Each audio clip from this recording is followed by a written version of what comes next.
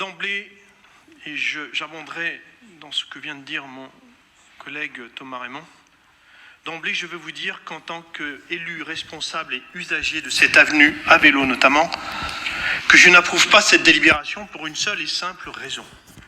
Pour moi, elle met en danger les cyclistes et les riverains par une décision inadaptée, hâtive, comme le rappelait Éric Senet, alors qu'il y a d'autres solutions, alors que vous cherchez à satisfaire une demande tout à fait légitime et nécessaire, mais considérée trop tardivement. Vous êtes votre propre victime d'un manque d'anticipation depuis plus de 10 ans. Depuis plus de 10 ans que vous êtes aux affaires. Ce problème n'est pas récent et on en paye aujourd'hui le prix. Je m'explique. L'avenue des Vosges est un axe majeur, vous le savez, si ce n'est le plus important, conçu par les Allemands visionnaires lors de la construction de la Neustadt, classée à l'UNESCO, que nous portons au nu en ce moment. Ceci pour permettre, à l'époque, c'était les déplacements de troupes, mais aujourd'hui, c'est pour permettre des déplacements d'humains. Ces déplacements se font de manière multimodale, en voiture, en transport en commun, en vélo, que sais-je, à pied. Mais aujourd'hui, il reste cependant un axe majeur et indispensable, quel que soit le mode de transport, qui peut être fortement congestionné aux heures de pointe, mais d'une manière générale, contribue largement à fluidifier la circulation de la ville et contribue à limiter les temps de circulation, donc l'exposition aux gaz et particules fines. Les vélos et autres transports doux que nous appelons de nos vœux, de plus en plus nombreux et nécessaires, doivent être impérativement protégés et séparés des piétons.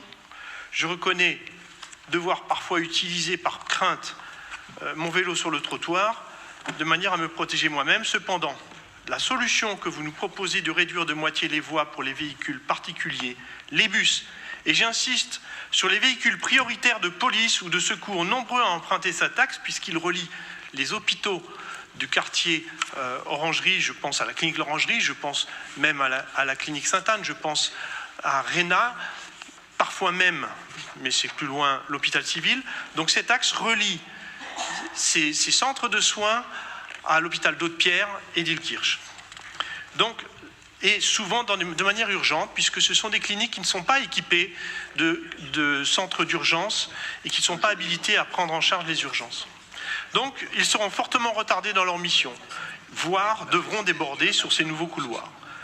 Tout comme ils le sont déjà, d'ailleurs, sur le quai des Bateliers. Cependant, je reconnais, et j'étais pas très chaud, que ces quais des Bateliers sont une réussite. L'accès à la gare pour les voyageurs avec bagages, même en taxi, deviendra problématique. Mais surtout, l'évaporation, dans ce cas, sera inexistante. Où vont partir les voitures sur cet axe aussi majeur, dans les petites rues annexes qui sont plus fluides, et cette artère majeure qui deviendra obligatoirement étranglée, créera une circulation collatérale accidentogène dans les petites rues adjacentes.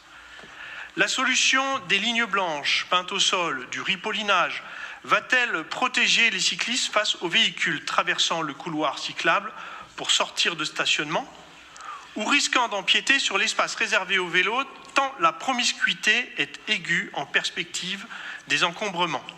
Les véhicules sanitaires, comme je disais, vont-ils devoir emprunter ces couloirs? En fait, les vélos resteront toujours dans un contact dangereux avec les automobiles et la pollution aggravée.